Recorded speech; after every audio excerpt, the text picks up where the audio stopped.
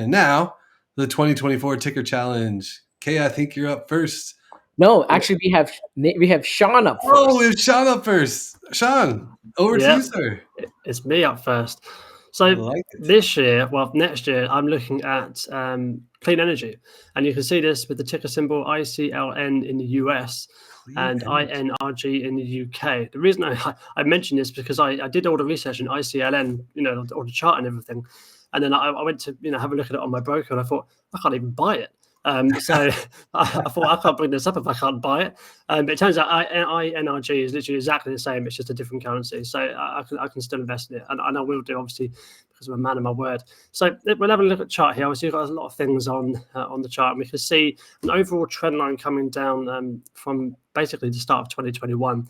And, we know that because it was the top kind of holdings of First Solar, Enphase, VWS, Chinese company as well, and SolarEdge. And obviously, we all know that this year has been a particularly horrible year for those kind of companies.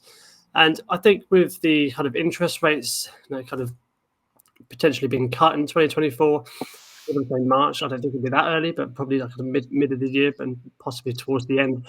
But regardless of that, the stock market is forward looking, tends to be kind of 6 to 12 months forward looking. And that's my kind of thesis to this trade, really, in a nutshell.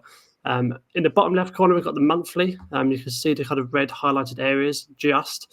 And that kind of corresponds into kind of the bigger chart that we can see at that $13 level. And we can see that's a massive resistance, in the previous years. And I think we've just bounced off of that, and I think we could see a nice retracement, really, from a longer term perspective. You can see, it's gone all the way up to kind of $35 there. So just a retracement back up to some sort of level would be great. We do have a bit of a zone here at 1775. That's kind of the first, tough point to get through, alongside obviously the trend line coming down. But I believe if we can break all this resistance, obviously it's going to be tough. I think we can sit on a nice path towards those kind of green and yellow lines. And that's kind of my thesis towards this. So I'm going for 40 to slash 50%.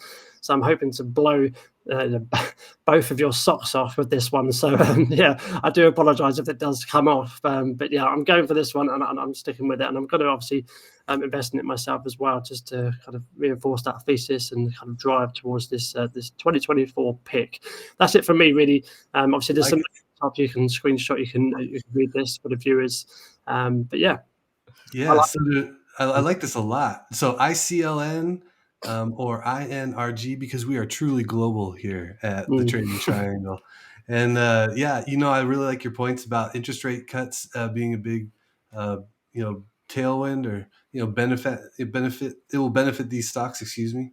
First Solar in particular, right? I was like really hot on First Solar at the start of the year, and it just cooled off. But now we're getting into an environment where I think it could really rally again. So this is interesting, and you're going to feel good about it too if you get the win and you're investing in clean energy, right? Like this is a win-win. Exactly right. So Yeah, exactly. I was going to pick Enphase or First Solar as a company. I thought, no, I'm going to step it back a bit and take a bit more of a broader look. Maybe probably a little bit safer, I suppose, is what I'm looking at. But yeah, I believe this to be quite good. For me, it's not financial advice, but I like this one a lot for me personally. Sorry, Kay. No, this is perfect. I mean, I think a target of 50% growth from 13 to about 23 or so. I think that's a pretty solid move, I would say, Yeah, for next year. So yeah, I mean, looking forward to you beating us on this one. We'll see. I like it, and I like the 50% target, and you'll see why. Because my pick Oh, this year is Snow, ticker SNOW, and cloud-based platform. And really, though, me, I'm big on charts, and so there's a lot of fundamental reasons behind this. Like revenue is just increasing crazily quarter over quarter and year over year. Earnings per share and everything's just positive and trending in the right direction. They continue to beat every quarter recently. So love to see all that, but this is a weekly chart, you guys. This is how long we go all the way back to the summer of 22, and it's just been consolidating, right? Like the longer the base, the wider the base, the higher the rise. And that's what I'm banking on here, is that 205 level for Snow is broken. Even could be the end of this year, start of next year. Expect a retest, and then we continue to push higher. And I'm targeting 300. So doing the math, Sean, 200 from now up to 300, that's 50%, buddy. So yeah, I'm right Yeah. there with you. Right there with you. So that's the Imagine if we all goal. hit 50%. That would be awesome. In fact, that's the real goal is we all hit Yeah. 50% and everybody wins big next year. That would be great. So yeah, we've got this increasing. The only thing I'll add here is the trend line on the bottom. We've got higher lows, and it's just continuing to tighten up, which shows buyers are stepping in at higher and higher prices. So I really like this one. If we can break 205, throughout the rest of the next year, if markets continue to power higher, I'm looking for 300 as the price target for snow. So let's see what happens.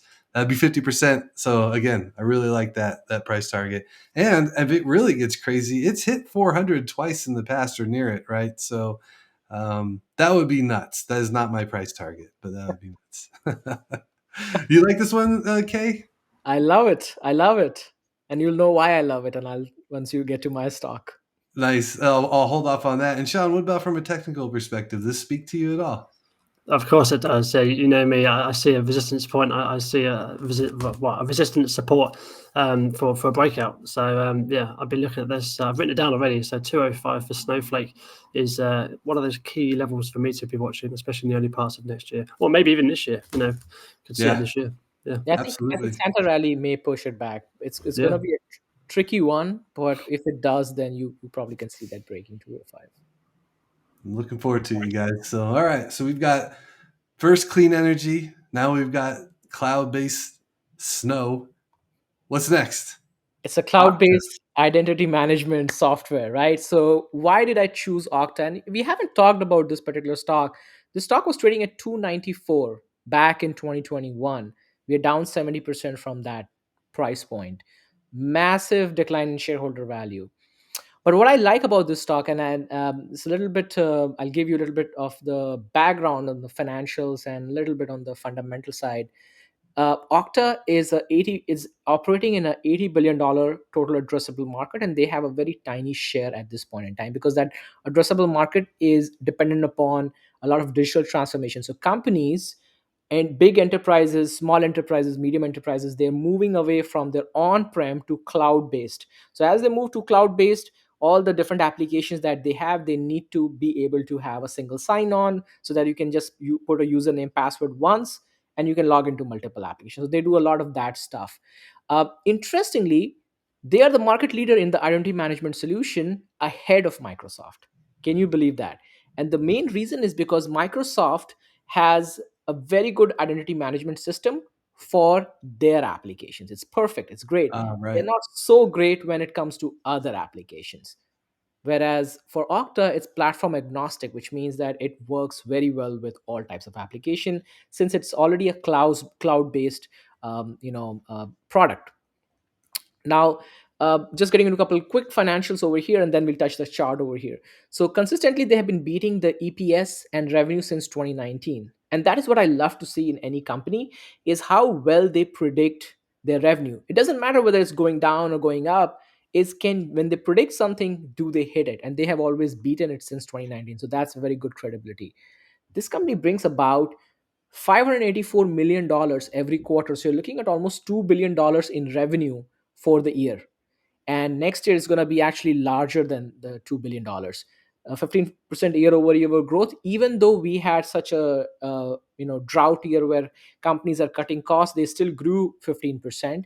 Their gross margin is 81%. So generally for software companies, what ends up happening is that 80% is a good gross margin for profitability.